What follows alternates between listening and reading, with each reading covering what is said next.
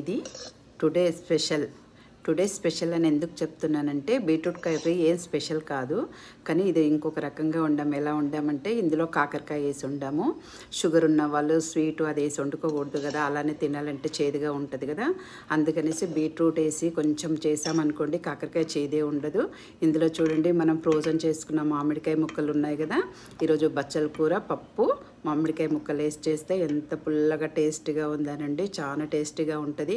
ఎప్పుడు ఫ్రోజన్ చేసుకోవచ్చు. మామిడికాయల సీజన్లో అన్నీ తెచ్చేసుకొని మనం ముక్కలు కట్ చేసేసుకొని కొంచెం ఫ్రిడ్జ్లో పెట్టుకున్నాం అనుకోండి, కొద్దిగా ఆరబెట్టేసి మనకు సంవత్సరం పాటు నిలుగుంటే ఎప్పుడంటే అప్పుడు చేసుకోవచ్చు.